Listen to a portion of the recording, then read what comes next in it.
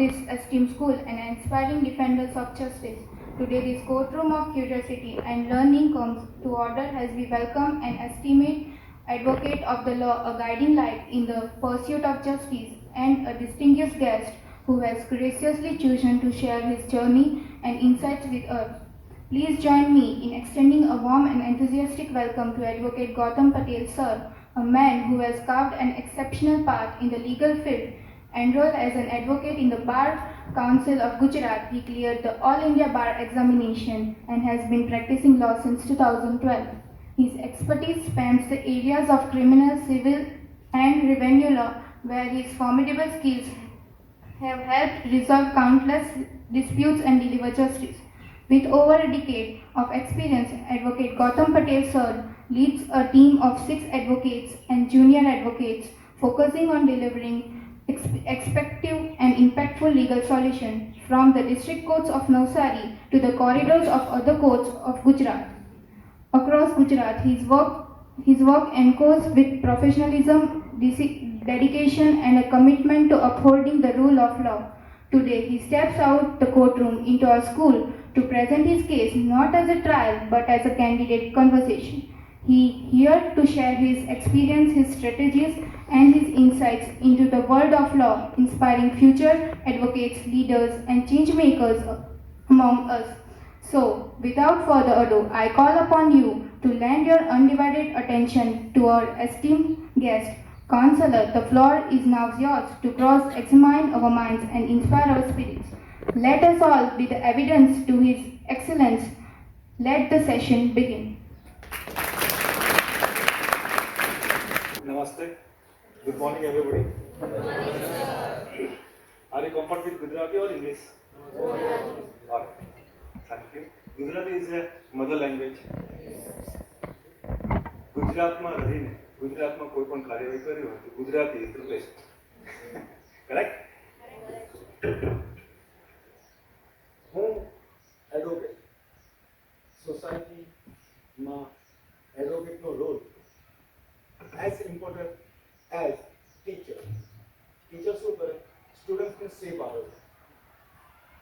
સોસાયટીમાં વિદ્યાર્થીઓ કેવી રીતે હોવા જોઈએ, એમનું ભવિષ્ય કેવી રીતે થવું જોઈએ, એ બધું ટીચર આપે છે. પરંતુ સોસાયટીને એક પ્રવાહમાં જોડવા માટે કોણ મદદગાર બને છે? તો એડવોકેટ. આજના જમાનામાં આપણે જોઈએ એવરીવેર દરેક પગલે કાનૂન કાયદા હોય છે. આની જાણકારી કોની પાસે હોય? એડવોકેટ પાસે. વિદ્યાર્થી પાસે કેવી રીતે આવે છે? તો ટીચર માધ્યમથી આવે છે. ટીચર જે છે તે તમામ વિદ્યાર્થીઓ સાથે રહીને એક સારો સમાજ બનાવે છે. તમે બધા 11 અને 12મા ધોરણના વિદ્યાર્થીઓ છો. 12મું ક્લિયર કરીને તમે જશો કોલેજમાં. કોલેજ ક્લિયર કરીને you will have your choice of field. તો એ ફિલ્ડમાં ગયા બાદ આ તમે જે પહેલા ધોરણથી લઈને 12મા ધોરણ સુધી જે બધું કાર્યવાહી કરો છો તેનું અમલીકરણ થાય. એટલે બધું એક સમરાઇઝ થાય.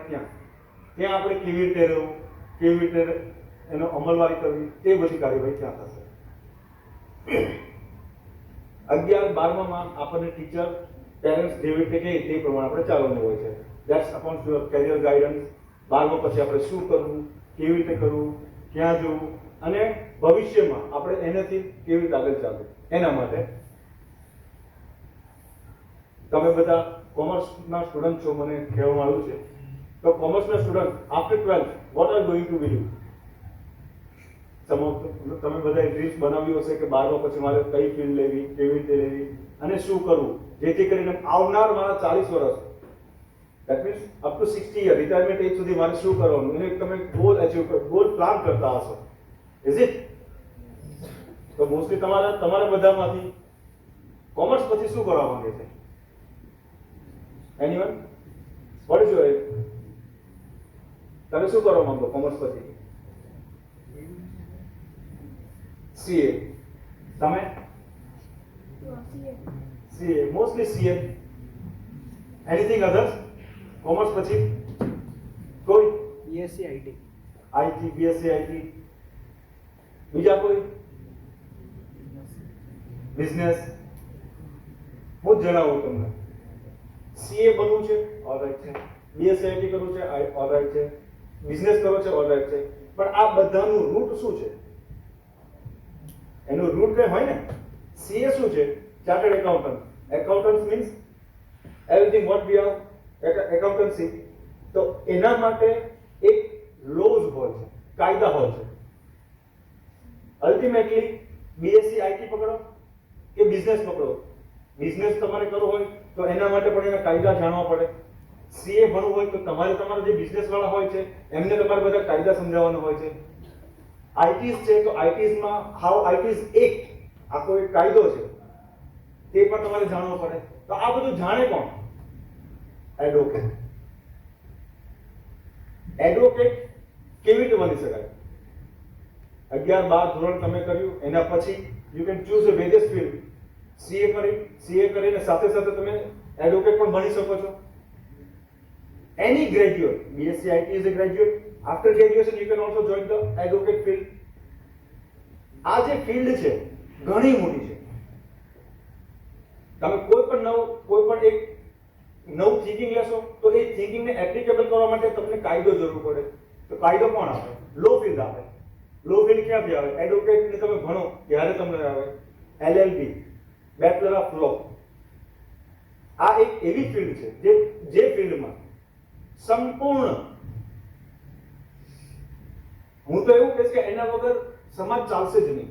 જ્યારે તમે 11-12 ધોરણ પાસ કરીને જશો તો તમારી પાસે ઘણા બધા શેડ્યુલ્સ આવશે. એ શેડ્યુલ્સ ચોઈસ કરો તો એમાં એક ફિલ્ડ પણ આવે છે કે લો ફિલ્ડ. ઇન્ટિગ્રેટેડ 1 થી 5 વર્ષ માટેનું ફિલ્ડ હોય છે. Graduation plus 2 years and you will get the law degree. તમે કોઈ ગ્રેજ્યુએશન થવા માંગો છો, બીકોમ થયા બાદ 3 વર્ષની ડિગ્રી મળશે તમને. એના માટે પણ તમારે એપ્લિકેબલ ભણીને પાછું બીજા 3 વર્ષ ડબલ માસ્ટર કહેવાય, ડબલ બેચલર કહેવાય. આ જે ફિલ્ડ છે આ ફિલ્ડ તમને કેવી રીતે કામ લાગવાની છે, અથવા તો પછી તમે 11-12 ધોરણ પછી સોસાયટીને કેવી રીતે ઉપયોગ થવાના છો. એવું જરૂર નથી કે 90% જે હોય they are eligible for the most deserving field in the commerce. 50% pass out વિદ્યાર્થી હોય તે પણ લો ફિલ્ડમાં જઈ શકે છે. તમને અહીંયા મને ખબર છે અને મારા ધ્યાનમાં પણ છે, એવી સ્કૂલમાં જે આપણે કહીએ ને ગોખડ પટ્ટી નથી કરાવતા. એટલે તમારી પાસે બધા પાસે આઈડિયાઝ છે તો એ આઈડિયાઝને એપ્લિકેબલ કરવા માટે લો ફિલ્ડ ઇઝ ધ બેસ્ટ. જ્યારે ભારત દેશ આઝાદ થયો, બધા સમાજ વિદ્યા ભણ્યા હશે ઇતિહાસ, તો ત્યારે આપણી પાસે કંઈ હતું નહીં. તો દેશને ચલાવવા માટે શું કરવું જોઈએ, કેવી રીતે કરવું જોઈએ, એના માટે આખી ટીમ હતી. જે આપણા લડવૈયાઓ હતા તે લડવૈયાઓ પાસે એક ટીમ હતી. જ્યારે ટીમ ભારત દેશને આઝાદ કરીને આપણા નેતાઓને સોંપવામાં આવ્યો તે સમયે આપણો દેશ કેવી રીતે ચલાવશું, ભવિષ્યની શું પોલિસીસ હશે, એ પોલિસીસ બનાવવા માટે ટોટલ 6 લોકોની ટીમ. આપણી પાસે કોઈ પ્રકારના કાયદા ન હતા તો એક બંધારણ બનાવવા માટે ટીમ બનાવવામાં આવી. જાણો છો એ ટીમનો લીડર કોણ હતા? બધા નામ તો સાંભળી હશે. અત્યારે સાંસદમાં એક બહુ મોટો મુદ્દો ચાલેલો, પાર્લામેન્ટમાં, ડોક્ટર B.R. આંબેડકર. એ ચેરપર્સન હતા કોન્સ્ટિટ્યુશન ટીમના. જ્યારે ભારત આઝાદ થયું ત્યારે આપણી પાસે કંઈ જ ન હતું. ઘણા બધા દેશોમાંથી આપણે બધા જે સમૃદ્ધ દેશો હતા તેમની પાસેથી પોઈન્ટ્સ લીધા અને આપણે એક બંધારણ બનાવ્યું. તે બંધારણ હજુ પણ ચાલી રહ્યું છે. આઝાદી આપણને ક્યારે મળી? હજુ પણ એ બંધારણ ચાલી રહ્યું છે. તો વિચાર કરો, એ બંધારણના ઘડવૈયાઓ જે બંધારણ બનાવ્યું છે આજે પણ આપણને કામ લાગે છે. તમને હું જણાવું એ બંધારણ ઘડવૈયા માટે એની ટીમ કોણ હતી. સૌથી પહેલા B.R. આંબેડકર હતા, પછી K.M. Munshi, belongs to Gujarat, Gujarati હતા, કનૈયાલાલ M. મુનશી. મોહમ્મદ સાદુલ્લા, એ કૃષ્ણસ્વામી અય્યર, માધવરાવ, ટી કૃષ્ણ કર્મચારી, આટલા લોકો બંધારણના મેમ્બર્સ હતા. અને આ બંધારણના જે મેમ્બર્સ હતા તે તમામે તમામ બ્રિટિશ રાજના સોલિસિટર, એડવોકેટ નહીં, સોલિસિટર હતા. દરેક દેશમાં વકીલની વ્યાખ્યા અલગ અલગ હોય છે. સોલિસિટર એ યુકે નો વર્ડ છે, એટલે બ્રિટિશ ઇન્ડિયાનો વર્ડ છે. લોયર્સ બ્રિટિશનો વર્ડ છે. એડવોકેટ ઇન્ડિયાનો વર્ડ છે. એડવોકેટ જે છે તે તમામે તમામ ફિલ્ડમાં પ્રેક્ટિસ કરી શકે છે. સોલિસિટર યુકેમાં પર્ટિક્યુલર કોર્ટમાં પ્રેક્ટિસ કરે છે. લોયર એ એની જે એક્સપર્ટાઇઝ ફિલ્ડ હોય છે તેમાં જાય છે, but can not practice in the court. જ્યારે ઇન્ડિયામાં એડવોકેટ તમામે તમામ ફિલ્ડમાં, ઇવન સુપ્રીમ કોર્ટમાં પણ જઈને પ્રેક્ટિસ કરી શકે છે. તો આ જે બધા ઘડવૈયાઓ હતા એ ટીમ, 5-6 જણની ટીમ, તેઓ દ્વારા આ બંધારણ બનાવવામાં આવ્યું. તો તે તમામમાંથી બી આર આંબેડકર યુકે માંથી બેરિસ્ટર, કે મુનશી તે પણ લોયર, મોહમ્મદ સાદુલ્લા તે પણ લોયર, એ કૃષ્ણ અય્યર એ ખુદ લોયર હતા પરંતુ ગવર્મેન્ટમાં સર્વિસ કરતા હતા. He was collector. પછી ગોપાલસ્વામી અય્યર એ પણ LLM ડિગ્રી હોલ્ડર અને કલેક્ટર. ટી કૃષ્ણ કર્મચારી એ બ્રિટિશ ગવર્મેન્ટના જજ હતા. તો જજ હોય એટલે એમની પાસે ડિગ્રી લોની હોય. તો આજે આપણે અત્યારે જે શ્વાસ લઈ રહ્યા છીએ, ભારત દેશમાં જે શ્વાસ લઈ રહ્યા છે તેને લીધે, આપણા બંધારણને લીધે. આ બંધારણના ઘડવૈયાઓ બધા વકીલ, ઇન શોર્ટ વકીલ બંધારણના ઘડવૈયા. બંધારણનું ઘડવૈયા કોણ? વકીલ. કોઈ ડોક્ટર્સ નહીં, કોઈ એન્જિનિયર્સ નહીં, કોઈ સીએ નહીં. કોણ? એડવોકેટ. એડવોકેટ કેમ? કોઈના દિમાગમાં એવો પ્રશ્ન આવતો ખાલી ફક્ત ને ફક્ત એડવોકેટ જ કેમ આ સોસાયટીમાં બહુ વધારે હોય? તો એડવોકેટ એટલા માટે કે જે કાયદા છે તે કાયદાને જાણકાર વ્યક્તિ એડવોકેટ હોય છે. એની પાસે કાયદાને ઇન્ટરપ્રિટેશન કરવા માટે, એટલે અર્થઘટન કરવા માટેની સક્ષમતા હોય છે. આ જે સક્ષમતા છે તે તમામ પાસે નથી હોતી. હું એક એક્ઝામ્પલ આપું. તમે જે ભણો છો આર્ટ્સ, કોમર્સ અને સાયન્સ, આપણે એવું વિચારતા છે science is a great stream. તો એમાંથી જે ભણીને ડોક્ટર્સ, એન્જિનિયર્સ, વોટએવર જે બને તે લોકો આપણા કરતા તો હોશિયાર જ હશે. Is it? તો ડોક્ટર્સ જે હોય, માની લો કે કોઈ એક ડોક્ટર્સ બનીને ગવર્મેન્ટ હોસ્પિટલમાં નોકરી પર લાગે છે અને એની પાસે એવો કોઈ કેસ આવે છે જેમાં એને પોસ્ટમોર્ટમ કરવાનું હોય, કોઈ ડેથ થઈ ગયું અથવા મર્ડર થઈ ગયું વોટએવર, તો એનું એને પોસ્ટમોર્ટમ કરવાનું હોય. તો એ પોસ્ટમોર્ટમ કરે, રિપોર્ટ બનાવે, રિપોર્ટ બનાવીને પોલીસને સોંપે. પોલીસ શું કરશે? એ રિપોર્ટને કોર્ટમાં સોંપે. હવે કોર્ટમાં જવું હોય તો ત્યાં કોની જરૂર પડે? વકીલની. વકીલની જરૂર પડે. વિધાઉટ વકીલ એ રિપોર્ટનો કંઈ મતલબ નથી. રિપોર્ટ કોર્ટમાં આવે પછી વકીલ તરીકે એ રિપોર્ટને એનાલિસિસ કરવાનો હોય. હવે ડોક્ટર હોય, સાયન્સ ભણેલો હોય, 11-12 સાયન્સ, MBBS 4 વર્ષ, એના પછી માસ્ટર કર્યું તો પાછા બીજા 2 વર્ષ, ધેટ મીન્સ અપ ટુ 8 વર્ષ સુધી એને એ ફિલ્ડમાં માસ્ટરી મેળવીને પછી એ રિપોર્ટ બનાવે. એ રિપોર્ટને વકીલ વિધિન 24 અવર્સ ખંડન કરે છે, ઇન્ટરપ્રિટેશન કરે છે, અને એમાં એ ભૂલ કરે અને એ ભૂલનો લાભ કોર્ટમાં રજૂ કરે. એટલે 8 વર્ષનું જે ભણતર હોય છે તે વકીલ જે હોય તે 24 કલાકના ભણતરમાં એને નિચોડ કાઢી કાઢે છે. આ તાકાત હોય છે વકીલની. કોર્ટમાં એપિયરન્સ થવું હોય, કોઈએ મારી દીધું, એક વ્યક્તિને માર્યું છે, તો એનો રિપોર્ટ જેને વાગ્યું છે તે ડોક્ટર પાસે જશે, ટ્રીટમેન્ટ લેશે અને એનો રિપોર્ટ આવશે કોર્ટમાં. અને જેને માર્યું છે એ વકીલ રોકશે. વકીલ રોકીને કોર્ટમાં કેસ લડવાનો. કેસ લડીએ ત્યારે એ રિપોર્ટ ઉપર વકીલ 24 કલાકમાં એનું જે પણ કંઈ હોય, જે પણ એ બુક્સનું જે 8 વર્ષ સુધી એમાં નિચોડ કાઢ્યો હોય તે નિચોડનો સારાંશ કરશે એટલે વકીલ એવું પણ નથી કે ખાલી એના રિપોર્ટ વાંચીને, પણ એ જે 8 વર્ષમાં એમણે જેટલી બુક્સ વાંચી હોય તે એક બુક્સ ઉપર ડિપેન્ડ કરતા હોય છે. એ બુક્સ ધ્યાન રાખીને વકીલ એની પર જશે અને એના જે જજમેન્ટ હોય તે જજમેન્ટ કોર્ટમાં રજૂ કરીને એનું ખંડન કરાવશે. તમે નોકરી પર લાગો અથવા બિઝનેસ ચાલુ કરો અથવા ઇન્ડિપેન્ડન્ટ પ્રોફેશન ચાલુ કરો તો એ પ્રોફેશન્સમાં how you will go ahead. તમે એમાં તમારા 24 અવર્સ બિહેવિયર કરવો, જજ સાથે વાત કેવી રીતે કરવી, તે બધા જ મુદ્દાઓ મારે શીખવા પડે. તમે તો લકી છો અહીંયા તમને આ બધું કેન્ડિડેટ માધ્યમથી માહિતી મળે છે જે તમે ઇન ફ્યુચર્સ બધું એપ્લિકેબલ કરી શકો છો.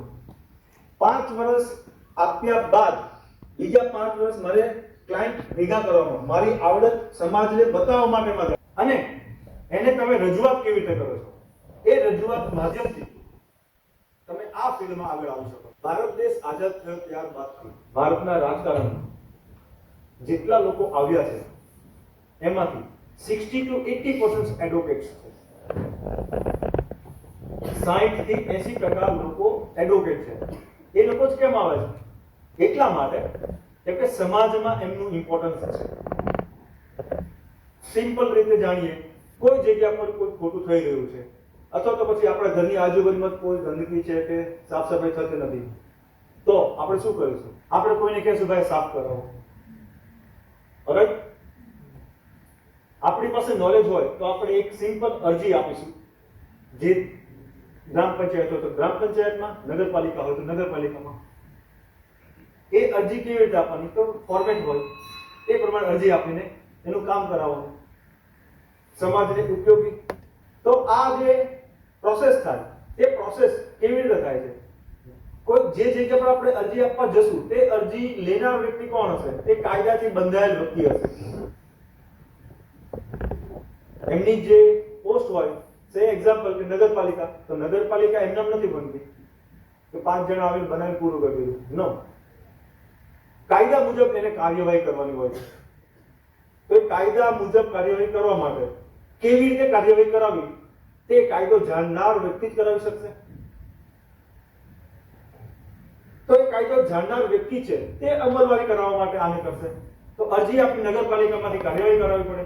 Sardar Vallabhbhai Patel, he was a barrister and lawyer. આઝાદી મળ્યા પહેલા અને આઝાદીની લડતમાં ભાગ લેતા પહેલા તેઓ અમદાવાદ હાઈકોર્ટમાં એઝ અ લોયર પ્રેક્ટિસ કરતા હતા. એમની લોયર પ્રેક્ટિસ એટલે એકદમ સ્ટાન્ડર્ડ. આ એક એવો નોવેલ પ્રોફેશન છે. કોઈ ગરીબ આવે તો ફ્રીમાં કામ કરે. ફીસ માટે કોઈ ક્રાઇટેરિયા હોતો નથી. અર્નિંગ્સ તમે જેવું તમારી કાબિલિયત બતાવશો તે પ્રમાણે તમારી અર્નિંગ્સ આવે છે. અમદાવાદને માન્ચેસ્ટર પણ કહેવામાં આવતું. માન્ચેસ્ટર એટલા માટે કહેવામાં આવતું ત્યાં ખૂબ બધી મિલો હતી. તો કામદાર નેતા હોય તેમના કેસીસ બધા સરદાર વલ્લભભાઈ પટેલ લડતા, કંપનીના માલિકો તરફે પણ લડતા. ક્યારે પણ એ જે કાયદા ઉપર ચાલવાનું હોય તો એમાં આ એક નોવેલ પ્રોફેશન તરીકે તેઓ દ્વારા કોઈ પણ પ્રકારે ક્યાંય પણ ફીસ લેવામાં નથી આવતી, પરંતુ સામેથી ક્લાયન્ટ્સ આપી જતા. અત્યારના જમાનામાં 100 રૂપિયા કઈ નથી કહેવાના. ત્યારે 100 રૂપિયા is equivalent two 1 lakh rupees.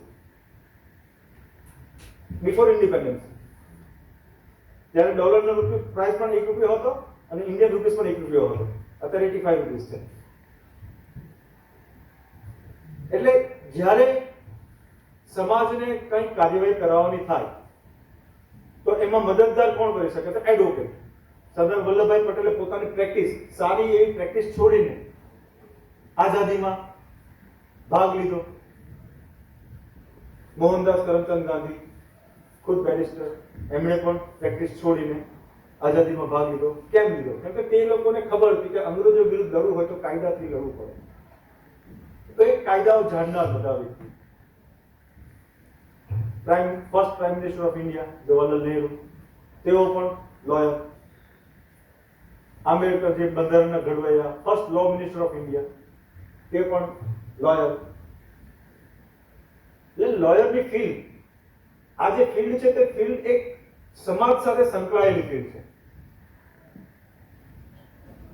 કદાચ તમને હજુ તો તમે અંદર 18 છો એટલે ધ્યાન ન હોય, પણ ઘરે પૂછો તો કઈ પ્રોબ્લેમ થાય, બે ભાઈ વચ્ચે કે પ્રોબ્લેમ થયો, બે મિત્રો વચ્ચે કે પ્રોબ્લેમ થયો, if you are going to the police station then what to do? Either police તમને કોમ્પ્રોમાઇઝ કરે અને ઘરે મોકલે, અથવા તો પછી કેસ ચલાવવા માટે કે તો કેસ ચલાવવા માટે શું કરવું પડે? વકીલ હાયર કરવો પડે. વકીલ હાયર કરો એટલે ફીસ આપવી પડે, આમ છે તેમ છે, બહુ ખૂબ ખર્ચો છે, ખોટી વાત. આ એક એવું પ્રોફેશન છે કે જે મદદગારી માટેનું છે. હવે કોઈ આવીને એમ કે વકીલ આ મારો કેસ લડવાનો છે એટલે વકીલ પહેલા એનો કેસ સ્ટડી કરે, કેસ સ્ટડી કર્યા બાદ એનું 100% એફર્ટ્સ એમાં લગાવે અને એને એમાંથી બહાર કાઢવા માટે ટ્રાય કરે. એટલે જ્યારે કોઈ પણ ઇન્સિડન્સ બને તો કનેક્ટિવિટી વકીલ સાથે જ આવી જાય છે. એટલે મારો કહેવાનો ભાવ એવો છે, તમે જ્યારે કોઈ પણ કાર્યવાહી કરો તો કાયદાને ધ્યાનમાં રાખીને જ કાર્યવાહી થતી હોય. અહીંયાથી તમે જશો, રોડ ક્રોસ કરશો, મારે જોવું પડશે કે એ બધું વ્હીકલ્સ આવે છે કે નથી આવતા, પછી નીકળવાનું. ઇટ્સ આરટીઓ રૂલ, ટ્રાન્સપોર્ટેશનનો રૂલ્સ છે. એ રૂલ્સ કોણ ફ્રેમ કરે છે? એડવોકેટ. જ્યારે આ પ્રમાણે દરેક વ્યક્તિઓ લો ફોલો કરે તો એકદમ ઇઝીલી સોસાયટી રન થાય. Society run easily smooth run નહીં થવાનું કારણ કાયદાથી અજ્ઞાનતા હોય છે. વકીલ જે હોય છે તે કાયદાનો પ્રચાર કરે છે અને બધાને કાયદાનો અવેરનેસ આપે છે. આ અવેરનેસ સોસાયટીમાં લાવવાથી શું ચેન્જ થાય? વકીલને શું ફાયદો? વકીલને કઈ ફાયદો નથી, પણ સોસાયટી એક સારી સોસાયટી મેનર્સમાં ફોર્મ થાય છે. આ બધું તમને એટલા માટે કહેવાનું આવે કે તમે પણ હવે સોસાયટીમાં આવશો, 11-12 ક્રોસ કરીને તમે પણ કોલેજમાં આવશો, એટલે કોલેજમાં પણ કાયદા મુજબ જ ચાલવાનું હોય. કાયદા ફોર્મ થયા છે આપણા માટે થયા છે. આપણે સારા તો તમામ વ્યક્તિઓ સારા. આપણે કાયદાનો ભંગ કરીએ તો આપણે પણ ખરાબ અને આપણા માટે બીજા પણ ખરાબ. Simple policy. એટલે વકીલાત, હું પ્રોફેશનલ પર આવું, વકીલાત કરવા માટે આપણી પાસે બેઝ આઈધર ગ્રેજ્યુએટ ડિગ્રી અથવા તો પછી 12+5 યર્સના કોર્સનું હોવું જોઈએ. વકીલ તરીકે જ્યારે તમે કોર્ટમાં જાઓ તો જજ પણ તમને રિસ્પેક્ટ આપે. આ રિસ્પેક્ટ આપવાનું કારણ કે ગૌતમ પટેલ ગયો છે એટલે નહીં, but I have the law degree. આ ડિગ્રીનું મહત્વ છે. એડવોકેટ જે વર્ષ લાગે છે ને તે વર્ષનું મહત્વ છે. જજ જે બેસે છે ખુરશી પર તે પણ એડવોકેટ લો ભણીને ત્યાં ઉપર જાય છે, ડાયરેક્ટ એક્ઝામ્સ આપે છે. જ્યારે કોર્ટમાં એપિયરન્સ થઈએ તો party in person cases rare of the rare કેસીસમાં હોય.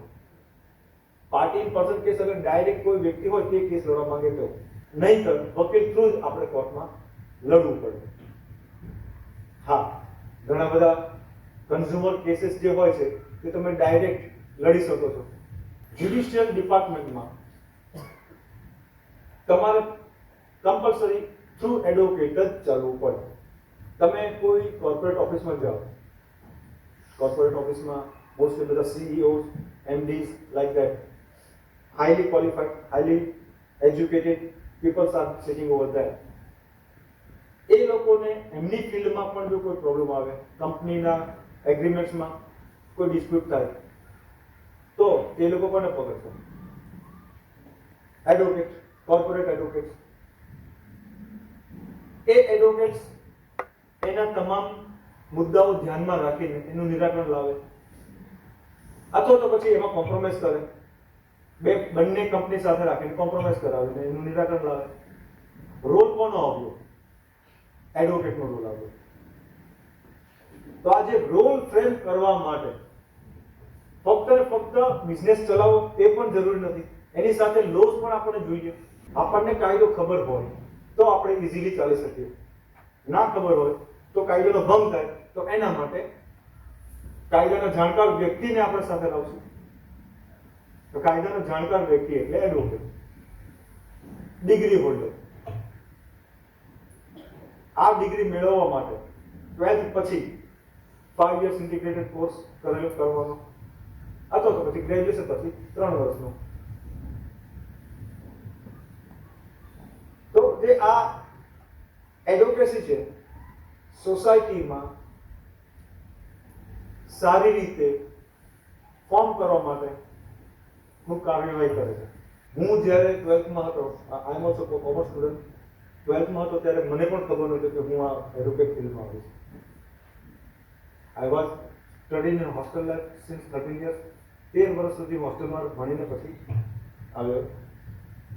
11-12 કોમર્સમાં તમારું કે અત્યારે સેમિસ્ટર વાઇઝ થઈ ગયું છે, ત્યારે તમારે સબ્જેક્ટ વાઇઝ હતું. એ સબ્જેક્ટ ક્લિયર કરીને રેક્ટિફિકેશન કરીને આગળ આવેલા. એટલે એકાઉન્ટન્સીમાં 6 પેલા એક્ઝામ્પલ્સ આવે, દાખલા આવે, તે દાખલા કરી લેવાના, એટલે એ જ આવે, એમાંથી 4 આવી ગયા. ત્યારબાદ આગળ ચાલીએ એટલે કોલેજમાં આવ્યા. કોલેજમાં શું કરું, કેવી રીતે લેવું, જો કે અમારા સિનિયર્સ હતા એટલે એમને ગાઈડન્સ કર્યું, ટીચર્સે ગાઈડન્સ કર્યું, તો એના થ્રુ આગળ ચાલ્યા. ત્યારબાદ કઈ ફિલ્ડ પકડવી, કેમ કે ત્યારે કોઈ 5 વર્ષના ઇન્ટિગ્રેટેડ કોર્સ કે બીએસસી આઈટી કે બીજા બધા એટલા બધા કોઈ કોર્सेस હતા નહીં, હતા તો નોલેજ નહોતું. એટલે એડવોકેટની ફિલ્ડ પકડી. એડવોકેટની ફિલ્ડ પકડીને એ ફિલ્ડમાં મારાથી હોશિયાર જે છોકરાઓ હતા, મારા મિત્રો હતા, તે લોકો આજે પણ મને આવીને પૂછે અમારી ફિલ્ડમાં આવું થયું છે. આઈ ગિવિંગ એક્ઝામ્પલ. મારો એક ફ્રેન્ડ છે, હી ઇઝ એન ફાર્માસ્યુટિકલ એમાં છે, એટલે રિસર્ચ કરે. તો રિસર્ચમાં કે ડિસ્પ્યુટ થઈ ગયો હશે અને સમથિંગ પ્લાન્ટમાં, એમના પ્લાન્ટમાં એક્સપોઝ થઈ ગયું, તો એ લોકોને લીગલની જરૂર પડી. લીગલની જરૂરત પડે તો કાયદા પ્રમાણે ફાર્માસિસ્ટ પ્રમાણે જેમને ફાર્માસિસ્ટ એક્ટ પ્રમાણે એમની બધી કાર્યવાહી કરવાની હોય, તો મને જાણ કરી, મને કે તારે અમારી કંપનીમાં મદદ કરવાની છે. થયું શું છે, આવું થયું છે, રિસર્ચ કરતા એક્સપોઝ થયું ને એક વ્યક્તિ એક્સપાયર થઈ ગયા. એટલે એ રિસર્ચના પહેલા તો એના રૂલ્સ એન્ડ રેગ્યુલેશન પ્રમાણે એમની સેફટીમાં શું કરે છે, કેવી રીતે કરવું, રિસર્ચ કરવા જાય તો શું પહેરીને જવું, કેવી રીતે જવું, એ બધું એનાલિસિસ કર્યું. અને ત્યારબાદ એ કેસને ડિફેન્ડ કરવાનો હોય. એટલે ડિફેન્ડ કરતા સમયે મને તો ફાર્મસી આવડતું નહોતું, હું તો કોમર્સ સ્ટુડન્ટ, પણ વિધિન 24 અવર્સ 48 અવર્સ એમની બધી બુક્સ વાંચી લીધી, એમને મેન્યુઅલ્સ વાંચી લે, એટલે આપણને ખબર પડી જાય. એ આપણે આપણી આગવી છાપથી અથવા તો પછી આપણે દિમાગથી ચલાવીને કરવું પડે.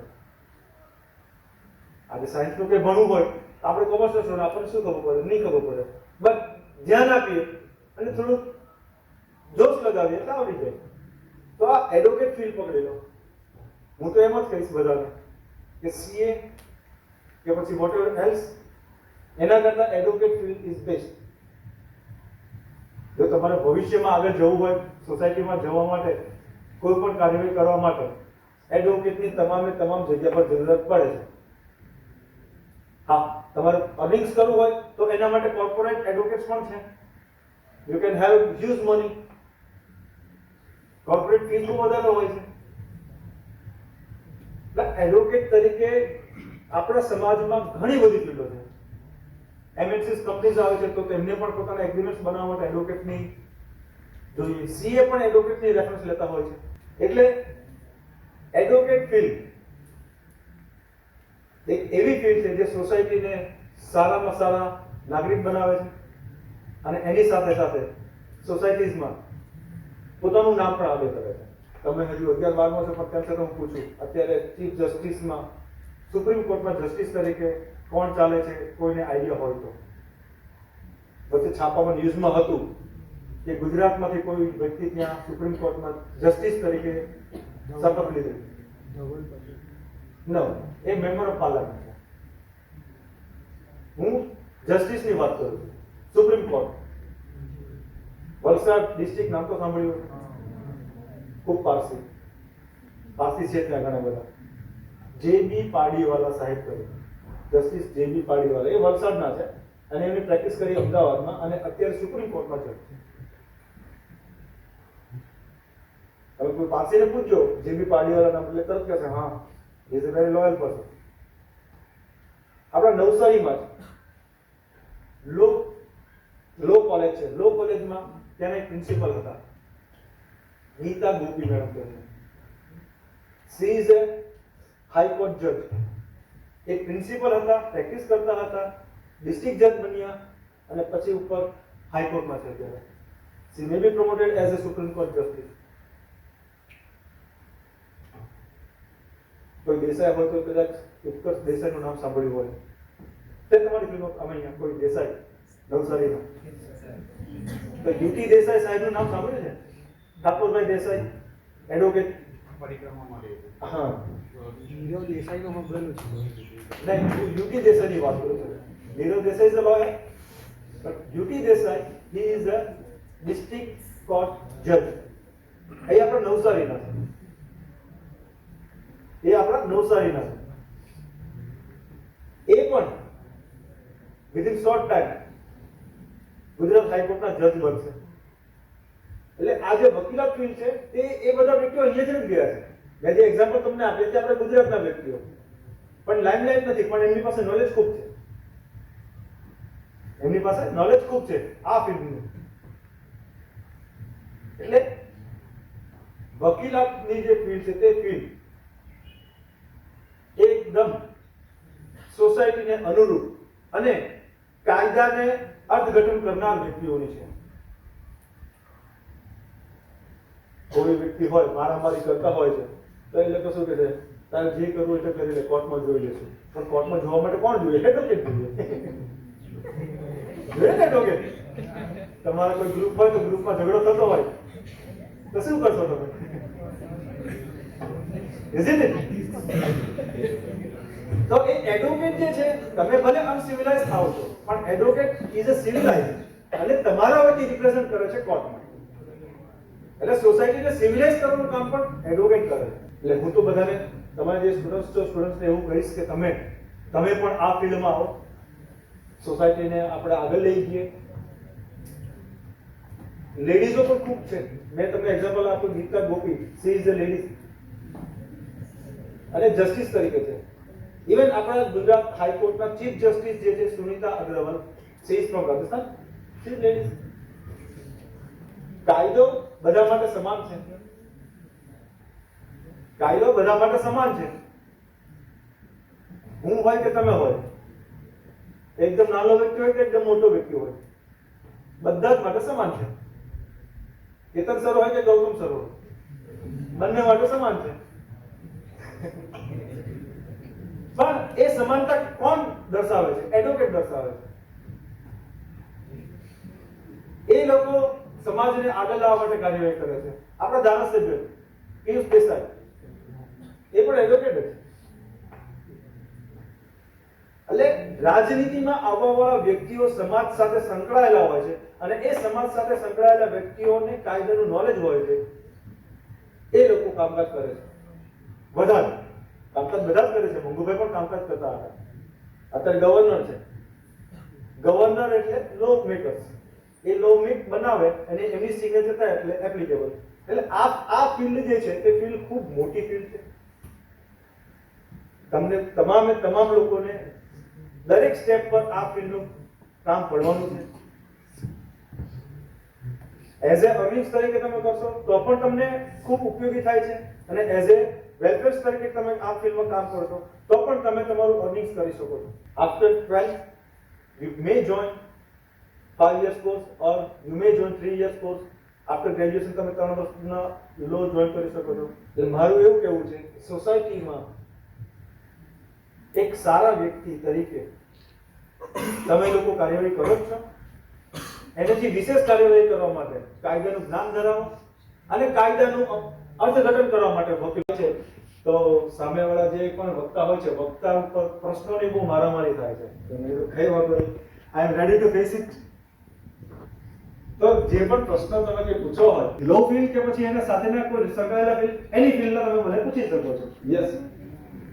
જો તમે કેસ જીતી જાઓ તો પૈસા મળે અને હારી જાવ તો ફી મળે. ગુડ પ્રશ્ન. અલ્ટિમેટલી એડવોકેટ તો એના કેસ ઉપર નિર્ભર કરવાનું હોય છે. ઘોડા ઘાસ સે દોસ્તી કરેગા તો ખાएगा क्या? બરાબર ને? માની લો કે હું કેસ જીતી જાઉં પણ સામેવાળો વ્યક્તિ ગરીબ હોય તો એ શું આપે મને? કઈ નહીં, દુઓ. જો હું કેસ હારી જાઉં અને વ્યક્તિ પૈસાવાળો છે તો એ મને ફીસ આપશે. મેં મારી 100% એમાં લગાવી છે. હું જ્યારે કોઈ કાર્યવાહી કરું તો કોઈ ગેરંટી એમાં નથી હોતી. કેમ કે હું એડવોકેટ તરીકે તમે જે મને કહેશો તેની રજૂઆત હું જજને કરીશ. અલ્ટિમેટલી ડિસિઝન આપવાનું કામકાજ જજનું છે. બેલેન્સ કરાવવાનું કામકાજ જજનું હોય છે. હું જે પણ તે રજૂઆત કરીશ એ રજૂઆત અને સામેવાળાની રજૂઆત એ બંનેમાં ઇમ્બેલેન્સ ના થાય એનું એ જોવાનું કામ જજનું હોય છે. એટલે તમારા તરફની રજૂઆત બધી હું જજમાં કોર્ટમાં રજૂ કરીશ. એટલે અમે તમારા વતી તમે જે મને પોઈન્ટ્સ આપશો એ પોઈન્ટ્સના આધારે હું આગળ ચાલીશ.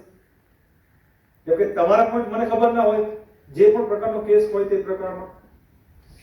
એના માટે હું તમારી સાથે ઇન્ટરપ્રિટેશન કરીશ. ભાઈ આવો પોઈન્ટ હતો તો આ પોઈન્ટમાં તમે શું કર્યું, અથવા તો પછી આ પોઈન્ટ તમે ક્યાંથી લાવ્યા, આ પોઈન્ટ કેવી રીતે આવ્યો, એ બધાની પ્રશ્નોની મારી તમારી પર આવે. પણ એના આધારે હું જજને કન્વિન્સ કરવાની ટ્રાય કરીશ. પ્રશ્ન રહે છે અર્નિંગ્સનો. એવું નથી બનતું કે કોઈ ફીસ ના આપે. Little bit less, a little bit high. it depends on the persons. Case લડવા આવે તો એ લડી શકો કે ન લડી શકો? After getting degree from the law, કોલેજમાંથી મને લોની ડિગ્રી મળે. ડિગ્રી મળ્યા બાદ all India bar examination, bar council examination હું ક્લિયર કરું એટલે I am capable to fight any case before any court. Any court means lower court to supreme court. Supreme court સુધી પણ હું લડી શકું. ગવર્નમેન્ટ નો હું પ્રાઇવેટ પ્રેક્ટિસ કરું છું. એટલે હું મારી ફીસ. અચ્છા, બીજો પોઈન્ટ, વકીલની ફીસમાં કોઈ બંધન નથી. સે એક્ઝામ્પલ કે અહીંયા ટીચર હોય તો એમનો પગાર 50,000 લાખ રૂપિયા. વકીલની ફીસમાં કોઈ બંધન નથી. ઇન શોર્ટ, હું એક કેસના પણ 1 લાખ રૂપિયા લઈ શકું છું અથવા તો પછી 10 લાખ પણ લઈ શકું છું. Depends on the party. કોઈ વ્યક્તિ આવે, સાહેબ મારી પાસે ફી નથી, ઓલ નો ઇશ્યુ, તારો કેસ શું છે મને બતાવો. હું એક કેસ ઉપર સ્ટડી કરું અને એ કેસ સ્ટડી કરીને પછી એને કહું તારા કેસમાં આટલું ચાન્સીસ છે. ફીસ આપે ના આપે ડિપેન્ડ્સ. પણ આ જે પ્રોફેશન છે એ પર્ટિક્યુલર ફીસ માટેનો નથી, ન્યાય આપવા માટેનો પ્રોફેશન છે. કોઈની સાથે અન્યાય થતો હોય અને એની પાસે ના પૈસા હોય તો શું વકીલ તરીકે મારે એમનું કામ નહીં કરવું? કરવાનું, મહેનત કરવાનું, ફળ આપવાનું કામકાજ છોડી દેવાનું. હું ક્રિમિનલ પ્રેક્ટિસ કરું છું, સિવિલ પ્રેક્ટિસ કરું છું, પછી ઘણી બધી ફિલ્ડ છે, કોર્પોરેટ ફિલ્ડ છે, કન્ઝ્યુમર ફિલ્ડ છે. એ બધી ફિલ્ડમાં હું નથી જતો. પર્ટિક્યુલર નવસારીમાં હું ક્રિમિનલ અને સિવિલ પ્રેક્ટિસ કરું.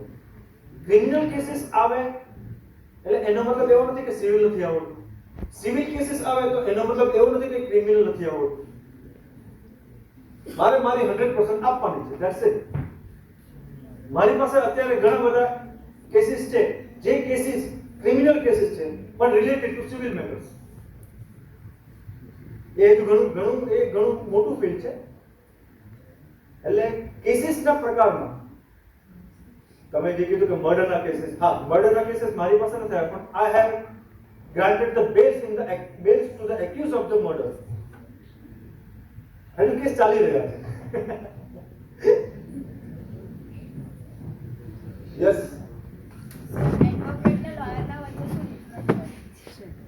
એડવોકેટ જે છે ને, આપણે સિમ્પલ ગુજરાતી ભાષામાં કહીએ એડવોકેટ એટલે વકીલ, લોયર એટલે વકીલ. પણ લોયર શબ્દ જે છે તે comes from the British.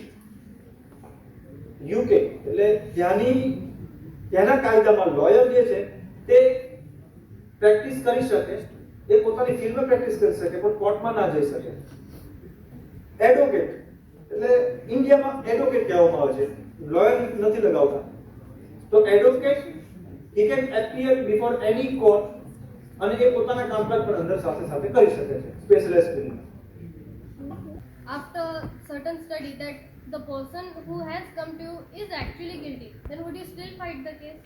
See, our profession, advocate is a profession which gives 100% security to client.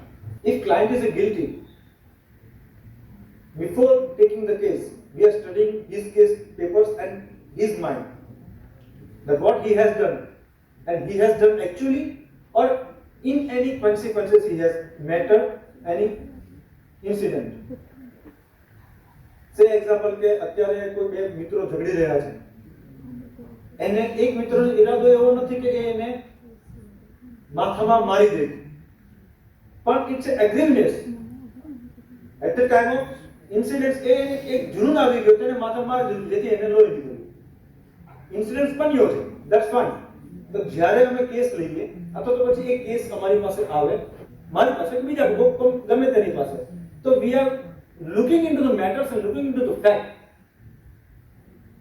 Clients અમારી પાસે આવે તો depend on me that મારે લડવો કે નહીં લડવો.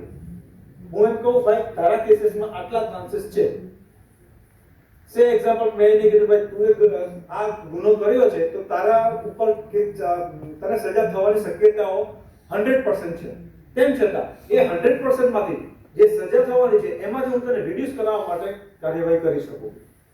ગિલ્ટી એને કરી છે, એને ખબર છે કે મેં ગુનો કર્યો છે, તો જેને ગુનો કર્યો છે એ જ્યારે વકીલ રોકે તો એની શું રજૂઆત હતી, એ ગુનો કેમ કર્યો, કયા કારણથી કર્યો, એના આધારે એ ગુનાની સજા ઓછી કરાવવાની પ્રોસેસ અમે કરીએ. ગુનો તો કર્યો છે, લઈએ કામ લઈએ, it's between me and client. એ શું મને કહે છે અને એને મારે કોર્ટમાં કેવી રીતે રજૂઆત કરવાની, મારી અને મારા ક્લાયન્ટની જે વાતો છે હું કોઈ થર્ડ પાર્ટી સાથે પણ ડિસ્કસ નહીં કરી શકું. It's our ethics. Even police આવીને પૂછે કે તમે તમારા આની સાથે શું વાતચીત કરી, તમે કેવી રીતે વાતચીત કરી, વી કેન નોટ સે. જજ પણ અમને ફોર્સ નહીં કરી શકે. આ અમારા એથિક્સમાં છે. અમારા એથિક્સ વિરુદ્ધ અમે એનો ભંગ ના કરી શકીએ. તમે કે પૂછતા હતા? સર તમારો કોઈ પ્લાન છે ફ્યુચર માટે, તમે જજ માટે અપ્લાય કરશો? એના માટે બે પોઈન્ટ હું ચલાવું. જજ બનવું એટલે છે ને એક ખૂબ સારી વ્યક્તિ અને સારી ડેઝિગ્નેશન વાળી પોસ્ટ કહેવાય છે. મારી પાસે અત્યારે કામ એટલા બધા હોય તો હું ત્યાં ના જઈ શકું, કેમ કે મારી પાસે મારી સાથે ઘણા બધા લોકો સંકળાયેલા હોય છે. they are up to me that હું એમને એમના કામમાં મદદ કરી શકીશ અને એમના કામમાં રિઝલ્ટ અપાવીશ, એવી આશા લઈને મારી પાસે ઘણા બધા કામો આવેલા હોય. એટલે હું અત્યારે જજ બની જાઉં તો એ બધા લોકોએ નવા એડવોકેટને શોધવા પડે, એમની સાથે ટ્યુનઅપ કરવું પડે. એ ટ્યુનઅપ કરતા સમય જાય ત્યાં કેસ પૂરો થઈ જાય. એટલે મારો ઈરાદો તો ઇન ફ્યુચર જજ બનવાનો નથી. જજ બનવા માટે પણ આપણી પાસે કેપેબિલિટી હોવી જોઈએ. અને મેઇન થિંગ 11 વાગ્યાથી 2 વાગ્યા સુધી, 3 વાગ્યાથી 6 વાગ્યા સુધી ખુરશી પર બેસવાની તાકાત હોવી જોઈએ. જ્યારે હું દોડાદોડી વધારે પામું. છે જેને 2008માં કેસ સામેવાળા પર મૂક્યો ને અત્યારે 2024માં એ કેસ ઓપન થઈ જશે. સર એનો આટલો બધો પેન્ડિંગનો કારણ કેમ? It depends on the work of the court. તમે સુરત છે, અમદાવાદ છે, મેટ્રોપોલિટન સિટીઝમાં જાઓ તો એક કેસ તમે ફાઇલ કરો ને એટલે એને ઓપન થતા મિનિમમ 6 months to 2 years લાગે છે. કે આગળના જે કેસીસ હોય એ કેસીસ ફટાફટ ચલાવવાના હોય. તો આ જે કેસનો ભારણ થાય છે એના માટે સરકાર નવી કોર્સ અને નવા જજોની ભરતી કરતા હોય છે અને એ પ્રક્રિયા ચાલુ જ છે.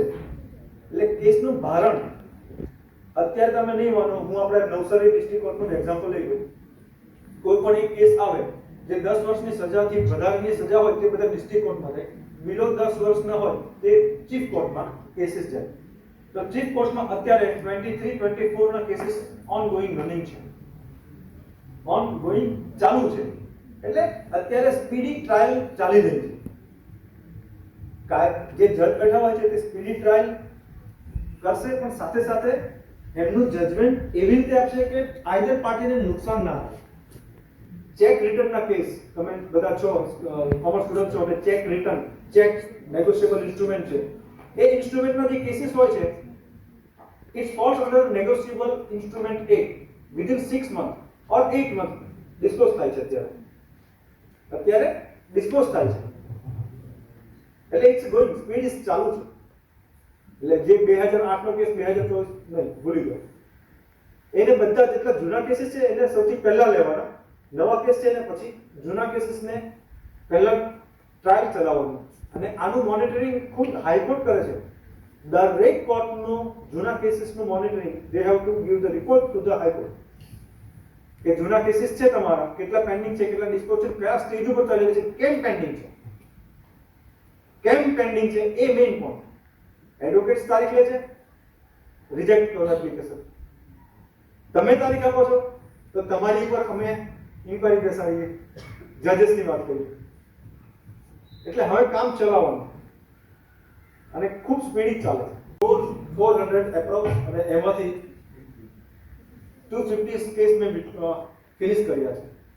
ઓન ગોઈંગ 400 મારી પાસે ઓન રેકોર્ડ મારી પાસે છે, એમાંથી 250 મેં કર્યા છે. જેવા પૂરા થશે એટલે પાછા લાઈન ચાલુ થઈ જશે.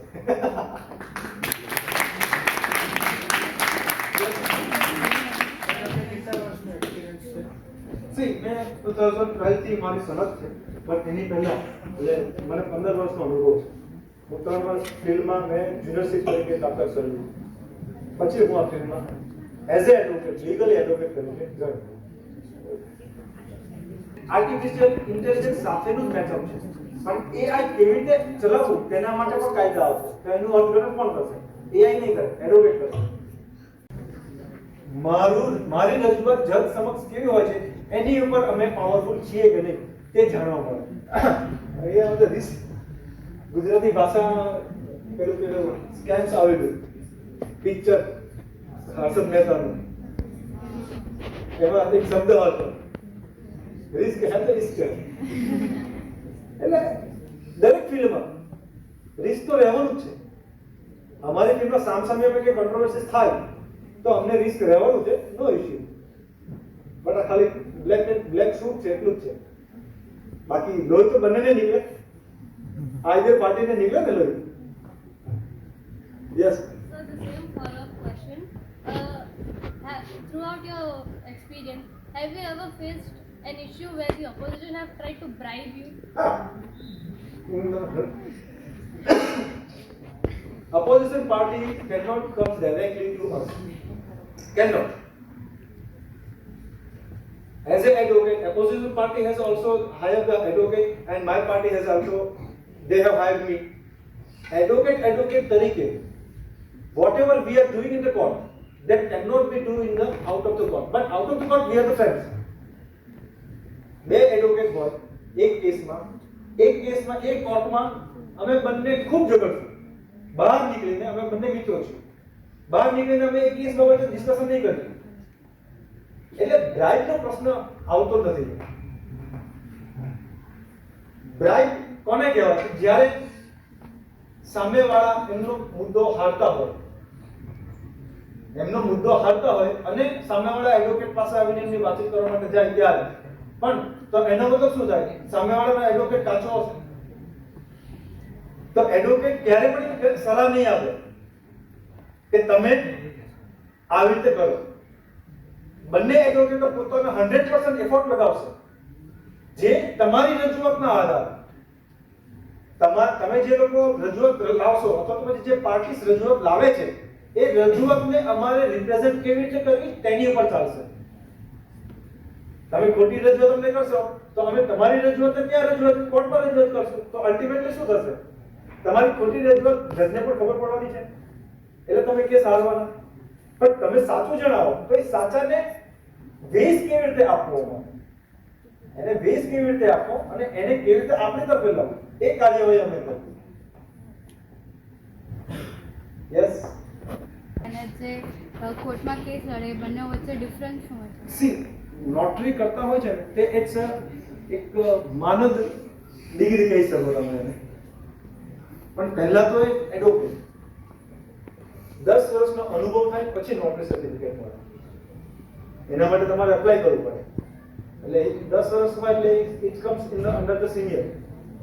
એટલે સિનિયર એડવોકેટ શું કરે? મોસ્ટલી એમની નીચે જુનિયર્સ હોય તો જુનિયર્સને બધાને કહે જવાબ બધું જે જ્યારે આર્ગ્યુમેન્ટ અથવા તો પછી examination, chief examination, cross examination કરવાની હોય ત્યારે સિનિયર એડવોકેટની જરૂરિયાત પડે. નોટરી એ એક અલગ ઇન ધ સેન્સ એક સેપરેટ વસ્તુ છે કે તમે કોઈ ડોક્યુમેન્ટ લઈને જાઓ છો તો એમની સમક્ષ તમે on oath you are declaring the fact. તો એ હું ના કરી શકું because I am not notary. એ નોટરી સમક્ષ જ થઈ શકે. એટલે નોટરી અને એડવોકેટ ઇટ્સ બંને સરખી વસ્તુ છે, પણ એડવોકેટ નોટરી નથી કરી શકતા, નોટરી કોઈ નોટરી કરી શકે. અને એને કાયદાનો ભંગ કર્યો તો એના કોર્ટ શું કરે? જો સામેવાળો કેસ લડતો હોય કાયદાનો ભંગ થાય, કોર્ટમાં કાયદાનો ભંગ થાય તો એનું અર્થઘટન થાય, પણ આઉટ ઓફ ધ કોર્ટ કાયદાનો ભંગ થાય તો એથિક્સ વિરુદ્ધ કહેવાય. એટલે જે એથિક એક અમારે એડવોકેટ તરીકે એમના મુદ્દાઓ હોય એ મુદ્દાથી વિરુદ્ધ કોઈ કાર્યવાહી થાય તો એના માટે અમારે બાર કાઉન્સિલ છે, બાર કાઉન્સિલમાં કમ્પ્લેન્ટ કરીને એ મુદ્દાના આધારે અમારું લાયસન્સ પણ જાય. જસ્ટિસ આપવાનું છે, પણ જો એ ઇન્ટેન્શનલી કોઈ ભૂલ કરે તો, એટલે ન્યાય નહીં આપી શકે તો 1 and 1 11 1 plus 1 2 જજ એવું કહે છે, પણ જજ એમ કે ના 1 and 1 is 2 તો ખોટી વાત છે. તો આપણે અર્થઘટન એવું કરશું કે ખોટી કીધું સર જજ, એ 11 છે પ્લસ પછી વધશે. એટલે એ જે ઇન્ટરપ્રિટેશન છે એ ઇન્ટરપ્રિટેશન વિરુદ્ધ પાછું આપણે આગળ ચાલવું. એટલે એને એપેલેટ કોર્ટમાં જવાનું, એપેલેટ કોર્ટને આપણે કન્વિન્સ કરવાના, એને ઉપર હાઈકોર્ટ છે, હાઈકોર્ટ ઉપર સુપ્રીમ કોર્ટ છે, લાર્જર બેન્ચ, કોન્સ્ટિટ્યુશન બેન્ચ, એવી રીતે ચાલુ જ કરે. અને જો કોઈ એમ સામેવાળું ખોટું હોય ને એના પક્ષમાં જો એમ એને સજા નહીં આપે તો એ તો આપણને ખોટું છે કે નહીં એ ડિસાઇડ કરવા માટે they are sitting on that. અને એ બધા ફેક્ટ એમની જે સામે આવે ને એની ઉપરથી જજમેન્ટ આવે છે. એ ડાયરેક્ટ જજમેન્ટ નહીં આપી દેશે કોઈ ડોક્યુમેન્ટ જોયા વગર આના હવે આ ખોટો છે ઓકે જવાનું સજા અથવા નિર્દોષ નહીં. દે આર ઇન્ટરપ્રિટેડ કે એમણે પણ જવાબ આપવાના હોય છે. માની લો કે એને સજા કરી તો જે આરોપી છે તે જશે અપીલમાં, તો અપીલમાં બધા મુદ્દા ધ્યાનમાં લેવામાં આવશે કે સજા કયા આધાર પર કરી, કયા પોઈન્ટ્સ એમણે લીધા, શું લીધું. નિર્દોષ છોડ્યો તો ફરિયાદ પક્ષ જશે ઉપર, અને નિર્દોષ કેમ છોડ્યો, કેવી રીતે છોડ્યા, એ પોઈન્ટ્સ બધા ત્યાં બતાવવા પડે. એટલે ઇટ ગોઝ ઓન. જજ પોતાની રેપ્યુટેશન અથવા પોતાની આવડત એકદમ ઝીરો નહીં કરે. એ લોકો પણ પોતાનું જજમેન્ટ આપવા માટે 100% એફર્ટ લગાવે. પણ એમને જેલમાંથી બહાર આવવાનો પણ રાઈટ છે, બેલ મળે એમને, પણ case they have to face the trial. સજા ક્યારે મળે? ટ્રાયલ પૂરી થાય ત્યારે સજા મળે. સમજ્યો? એટલે અત્યારે કોઈ ગુનો કર્યો છે તો તમને જેલમાં નાખ્યા તો જેલમાંથી બહાર આવવા માટેના તમારા રાઈટ છે એવું નથી. તો એને બેલ એપ્લિકેશન પોર્ટલ કરે, બેલ મળે, બહાર આવે, પછી એને ગુનો તો ટ્રાયલ કરવો જ પડે, ફેસ કરવો જ પડે. અને એ ટ્રાયલ કર્યા બાદ at the end of the judgment જજ ડિક્લેર કરે કે શું આને નિર્દોષ છોડવાનો છે કે સજા કરવાની. But it is on fast track basis. એક કેસ જે તમે કહ્યું છે તે ફાસ્ટ ટ્રેક બેસિસ ઉપર ચાલુ છે. બેરિસ્ટર આપણે અહીંયા ઇન્ડિયામાં બેરિસ્ટર નથી. બેરિસ્ટર જે છે તે યુકેની ડિગ્રી છે, ઇન્ડિયામાં એડવોકેટ તરીકે છે. બેરિસ્ટર યુકેમાં જે છે કે they are practice in the court. એ લોકો કોર્ટમાં પ્રેક્ટિસ કરી શકે. લોયર કોર્ટમાં પ્રેક્ટિસ નથી કરી શકતા. એડવોકેટ યુકેની કોર્ટમાં પ્રેક્ટિસ નથી કરી શકતા, અહીંયા પ્રેક્ટિસ કરી શકે.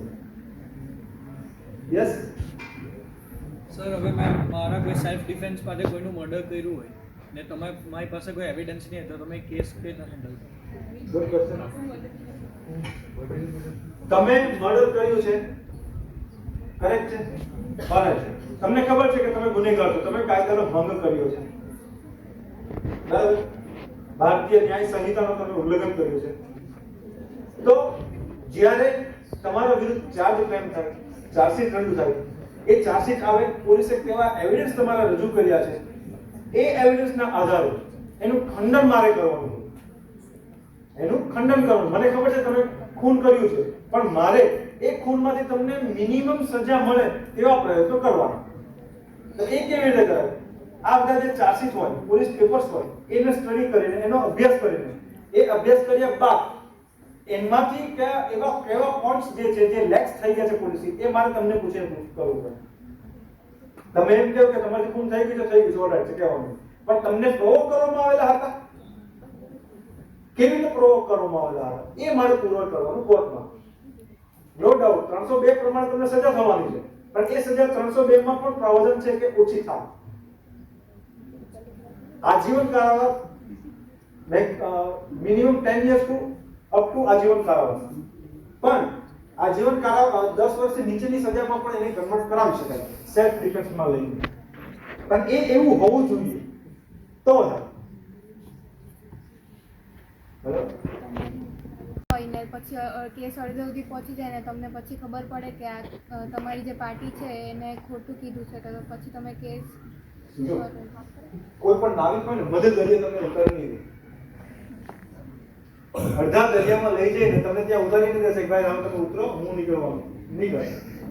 સેમ એસ અમે પણ એવું કરીએ, નહીં કરીએ. એડવોકેટ તરીકે ભલે અમને પછીથી ખબર પડે એટલે અમે એમને સામેથી કહી દઈએ તમારા કેસમાં તમે આ હકીકતો બધી છુપાવેલી છે અને અમને બહારથી માહિતી મળી છે, આનો ખુલાસો માંગીએ પહેલા.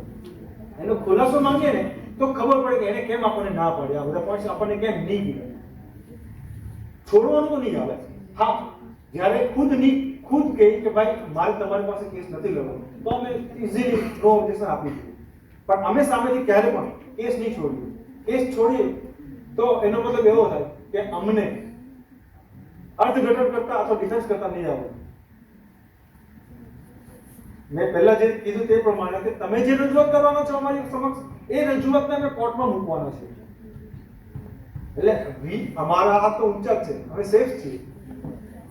તમારી રજૂઆત મૂકવા માટે અમે છીએ. એટલે અધોરથી છોડવાનો એવો પ્રશ્ન નહીં આવે. હોય અને હારી જાઓ તો એના આગળની કોર્ટમાં કેસ લડવા જવાય. Up to supreme court. તો બેઝિક બતાવું તમને. તાલુકા કોર્ટ હોય, તાલુકા કોર્ટ બાદ ડિસ્ટ્રિક્ટ કોર્ટ બાદ હાઈકોર્ટ બાદ સુપ્રીમ કોર્ટ. તાલુકા કોર્ટમાં મારા વિરુદ્ધનો કેસ આવ્યો, મારા વિરુદ્ધ જજમેન્ટ આવ્યું, હું ડિસ્ટ્રિક્ટ કોર્ટમાં અપીલ કરી. ડિસ્ટ્રિક્ટ કોર્ટે તાલુકા કોર્ટનો જજમેન્ટને કાયમ રાખ્યું, હું હાઈકોર્ટ જઈશ. તો જસ્ટિસ નથી મળતો, તો એવું કંઈ પ્રોપર લો નથી કે જસ્ટિસ આપતું નથી. તમે આસામ બાપુનો કેસનું નામ સાંભળ્યું છે? આજીવન કેસ, હાઈ પ્રોફાઇલ કેસ હતો. એટલે આ જે બધા કેસીસ આવે છે, જે એનો સમય મર્યાદા હોય છે, સમય મર્યાદામાં એના ચુકાદા આવે જ છે. તમે ખાલી હાઈ પ્રોફાઇલ કેસીસ જોવો છો. ભાવનગરમાં એક કેસ બનેલો હતો. Within 48 hours accused was arrested and charge sheet was filed, and within 3.5 months he was declared for the imprisonment. એટલે સજા એને મળી, 48 કલાકમાં આરોપીને પકડી લેવામાં આવે છે અને એની ચાર્જશીટ રજૂ કરવામાં આવે છે અને 3.5 મહિનાની અંદર એ કેસનું નિરાકરણ લાવે છે court. Daily fast track basis ઉપર ચલાવે છે. એટલે આપણને જે રીતે દેખાવામાં આવે છે તેટલું જ જોઈએ છે. જે બીજી બધી ચાલી રહી છે એ નથી આપણે જોતા. ઇવન નવસારીની કોર્ટ્સમાં પણ ઘણા બધા એવા કેસીસ છે વિધિન 1 year 12 મહિનાની અંદર નિકાલ થઈ ગઈ. ડિસ્ટ્રિક્ટ કોર્ટમાં જે કોલકાતા કેસની તમે વાત કરો છો સેમ, એને પોક્સો કેસીસ કહેવાય છે. જે બિલો 18 years ના હોય એના માટેનો, તો એ બધા વિધિન 1 year માં સોલ્વ આઉટ થાય છે.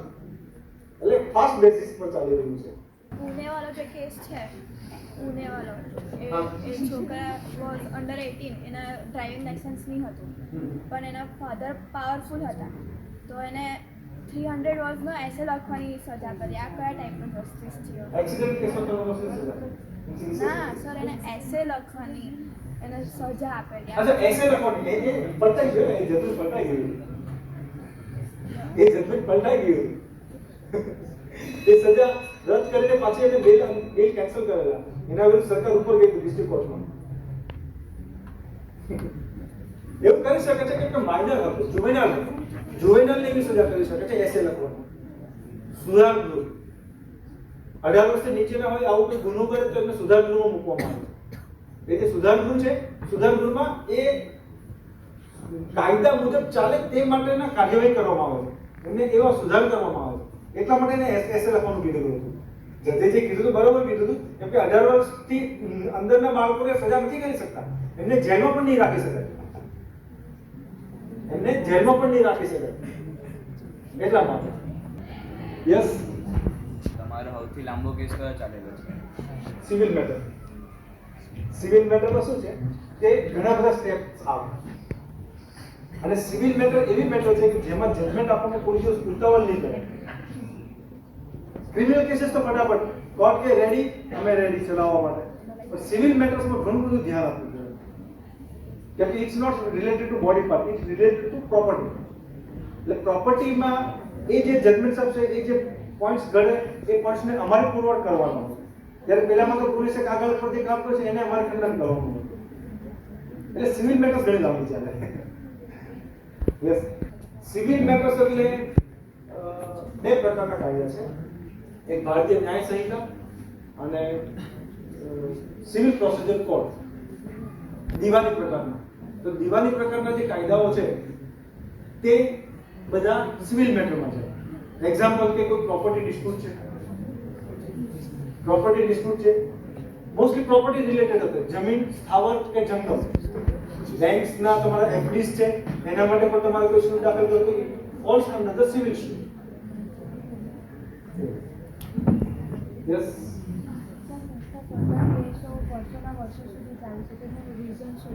મેં જણાવ્યું હવે એવું નથી. હવે ઘણા બધા એ જણાવ્યું ને તમને કે પહેલા શું હાથથી જજમેન્ટ લખાતા, પછી ટાઈપરાઇટરથી જજમેન્ટ લખાતા, હવે કોમ્પ્યુટર આવી ગયું.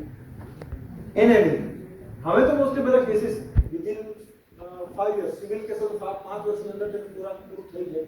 ક્રિમિનલ કેસ હોય તો 1.5 વર્ષ સુધીમાં પૂરા થઈ જાય. કે જ્યારે એડવોકેટ તરીકે અમે કોઈ કામ લઈએ ને તો અમે અમારા ક્લાયન્ટને ફ્રી કરી આપીએ છીએ. એનું ટેન્શન અમે લઈ લઈએ છીએ. એટલે દરેક એડવોકેટને આઈધર બીપી આઈધર સુગરનો પ્રોબ્લેમ હોય. હા,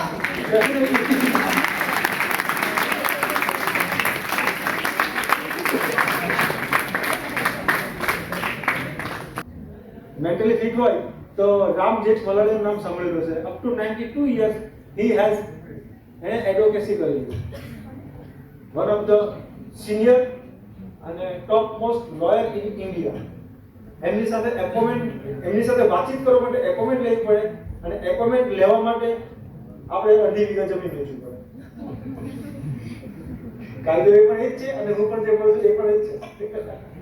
પણ એમની પાસે ખૂબ પ્રોમિનન્ટ હતું. મને એવું ખબર પડે કે અપોઝિટ પાર્ટી જજને રિશ્વત આપવા માટે કહી છે તો સાંભળેલું જોયેલું પણ ખોટું હોય છે. શું જોઈએ છે અને કેવી રીતે સાંભળીએ છે તેની પર ડિપેન્ડ કરે છે. એના માટે એક પુરવાર કરવા માટે અથવા તો પછી એના વિરુદ્ધ કોઈ કાર્યવાહી કરવા માટે we have strong evidence. Strong મતલબ સ્ટ્રોંગ એવિડન્સ. આ કોઈની પર એલિગેશન કરવું તે પણ ખૂબ મોટો ગુનો છે કે આને આપનું એને આપ કેસમાં કરી કાઢ્યું કહેવા માટે બધા જ એવું કહેશે. કેમ કે જેના વિરુદ્ધનું કેવું છે એ એમ કહેશે કે એને સામેવાળાના પૈસા ખાઈ લીધા. આજે માની લો કે તમારો કેસ છે, તમે હારી ગયા, તમે એમ કહેશો કે જજે પૈસા ખાઈ લીધા. પણ તમે જીતી જશો, તમે શું કહેશો? ના, જજે તમને ખબર છે તમે 1 રૂપિયો નથી આપ્યો. તમે શું કહેશો? ના, જજે પરફેક્ટ જજમેન્ટ આપ્યું છે. પણ સામેવાળો શું કહેશે? તમારી પાસે પૈસા લઈને ખાઈ ગયો છે એટલે તમારું પરફેક્ટ જજમેન્ટ આપ્યું છે. એટલે ઇટ્સ અ બાયસ, નથી બનતું. સ્ટ્રોંગ એવિડન્સ હોય તો એમના વિરુદ્ધ કાર્યવાહી થાય છે. બટ કોઈ વ્યક્તિ જીવવા માટે કેટલી જરૂરિયાત હોય છે, ઘર ચલાવવા માટે કેટલી જરૂરિયાત હોય છે? એમનો પગાર, જે જજ હોય ને એમનો પગાર 1.5 લાખ રૂપિયા હોય છે મહિને. તો એ 1.5 લાખ રૂપિયા જે મળે છે એમાં સંતુષ્ટ હોય તો ખાલી ખોટે 50,000 લાખ રૂપિયા એક્સ્ટ્રા ઇન્કમ કરવા માટે પોતાની રેપ્યુટેશન ધરાવ પર લગાવશે? સિમ્પલ લોજિક છે. આ કહેવાની વાતો છે બધી કે બ્રાઇબ આપે છે.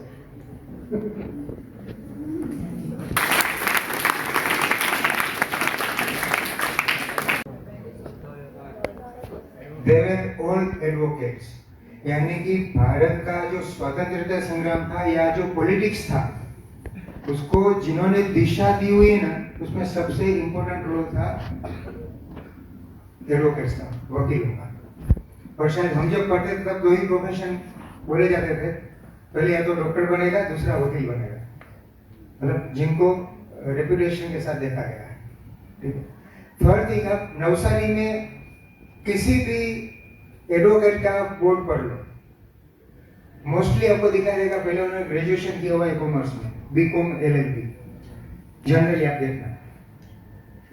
तीसरी चीज, लास्ट टाइम मैंने बात किया था, और 12th वाले, अभी तो अपने पास इंडिया में इतनी अच्छी इंस्टीट्यूट्स आई हुई है कि जहां पर वकीलात का पढ़ने का कंप्लीट करने के बाद आपको सालाना एवरेज 2, 2.5, 3, 4 लाख रुपए का सैलरी मिलता है। 11th वाले हैं सभी की, 12th वाले को? अच्छा 11th वाले, तो आपके पास परफेक्ट टाइमिंग है। The name of the institute is NLU, national law university. Gujarat में गांधीनगर में है। यहाँ पर सिलवासा में एक दूसरा कैंपस नया डेवलप हुआ है 2 साल पहले, और इंडिया की इस तरह से 15 और इंस्टीट्यूट है जहां पर क्लेट के जरिए, CLAT, common law admission entrance test, CLAT के जरिए एडमिशन मिलता है आपको। अभी सोचो आप 17 साल में आपका 12th कंप्लीट करते हो, ये 4 साल का इंटीग्रेटेड कोर्स है, 3 साल का ग्रेजुएशन, ठीक है, डिग्री आपको मिलेगा, आपने बीकॉम लिया हुआ है तो बीकॉम LLB, तो 4 साल के बाद महीने में सामने से आपको कंपनी नौकरी देने के लिए आ रही है कैंपस में कि चल आजा भाई मेरी कंपनी में आ जाओ, 2 लाख रुपया सैलरी, 2.5 लाख रुपया सैलरी। आप समझ सकते हो? तो क्लेट का प्रिपरेशन करने के लिए अभी आपके पास कंप्लीटली 1.5 years, हर साल शायद करीबन नवंबर के आसपास उसका एडवर्टाइजमेंट आता है, दिसंबर में एग्जाम होता है और दिसंबर एंड में रिजल्ट आता है। तो मतलब आपका 12th कंप्लीट कर उससे पहले आपको पता चल जाएगा आप कौन सी कॉलेज में जाने वाले हैं। Okay, how many of you are interested in taking up law as a career? Question समझ में आया? आप में से किस किस को वकील बनना है? अच्छा, गर्ल्स, ठीक है। दूसरा, जिनका बर्थ डेट 4 है ना, या जिनके बर्थ डेट रीजनिंग या जो कन्विंसिंग पावर है, आर्गुमेंटेटिव पावर है, वो ज्यादा अच्छा रहता है। That's what the numerology says. तो 4 नंबर वाले अच्छे वकील बन सकते हैं, ठीक है। हाँ। जिनकी बर्थ डेट 4 है, 13 है, ठीक है, जहां पर 4 आता है ऐसा, 31 है, they all can be good advocates। मतलब यहाँ पर आपके बोलने का पैसा मिलता है, आपको समझ लो। एक और, अच्छा, नानी पालकी वाला नाम सुना आप लोगों ने? जिसने नहीं सुना वो हमारे कॉमर्स के डायरेक्टर केतन सुपरवाइजर। મેમ્બર્સ લોકો એ કમ્પલસરી સ્ટુડન્ટ્સ અને જેના મેમ્બર્સ હોય એ લોકોએ કમ્પલસરી બ્રેપોન સ્ટેડિયમ પર નાની પાલખીવાલા સાહેબની સ્પીચ આપવી, બરાબર છે? ઇન્કમ ટેક્સમાં બી બહુ મોટા રિફોર્મ્સ એમણે કરાવડાવેલા। કોઈ કેસમાં જ્યારે જજને લોકોને બી કંઈક જજમેન્ટ આપવામાં કંઈક તકલીફ થતી તો એમની પાસે સ્પેશિયલ એડવાઇસ માટે જતા, એ એમનું કાલીબર હતું। તો એમને સાંભળવાનો પ્રત્યક્ષ 2 વાર મને લાવો મળેલો। That was at Brabourne stadium.